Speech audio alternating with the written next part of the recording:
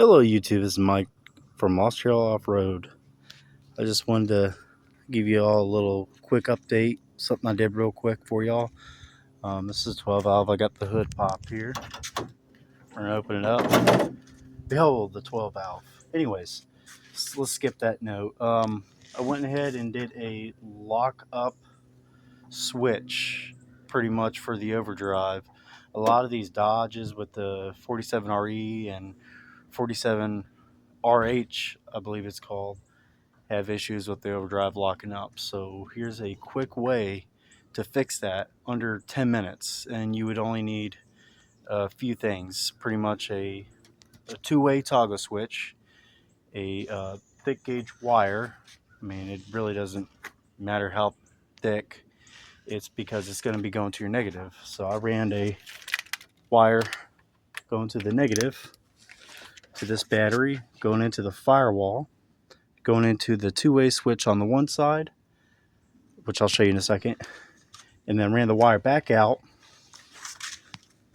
through here, all the way through, so you could push this back up on there. It's a trim, all the way across here.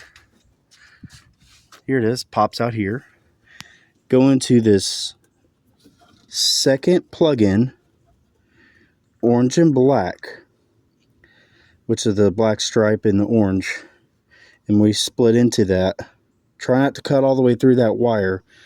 Pretty much we tied into that, and that would be your overdrive lockup, which once the negative is switched on to the toggle switch, locks up in overdrive, and it works very good.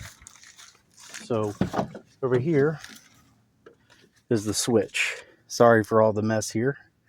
This is the boost gauge I recently installed, and this here is your lockup switch. And pretty much when you get around past 40 miles per hour, I'd say you could lock it in and then just keep on cooking it, and it'll just go. And if you're about to, come to a corner, or you're about to come to a light or slow down, you just flick that down, and it downshifts it pretty much and back to our lower gear, which is real nice, convenient. And this is one of the easiest ways to avoid having to tear apart the transmission or cut through wires and see what's going on and all that. So this is the quickest method to do that. This here is a TPS delete, so you could adjust your pretty much your shift at what RPM you like to set it at. So right now it should be at right half, I think is 2,000 RPM, and then right there is about 1,800. I got it at 1,800, then it shifts through all the gears, and that's a totally different thing I hooked up, and it goes to here, which is your throttle position sensor. That's where your throttle's at. And I ran it to the wire loom, which the coloration wire is right there. It's hard to see. I actually gotta tape this up better. This is recently put in. So there's your top of your plug-in.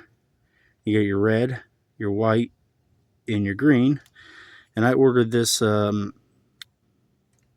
TPS Elite switch from Gino's Garage, and look it up first what vehicle it's compatible with. This is the 12 valve. I went ahead and did that because I had replaced this before and it didn't fix the issue, and this has. So I need to clean that up a little bit better and finish that off.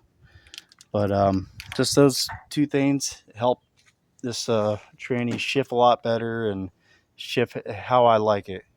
And I figured those two things would help you out, even though the video is just about the lockout switch. I just wanted to show you that TPS delete as well. Like and subscribe.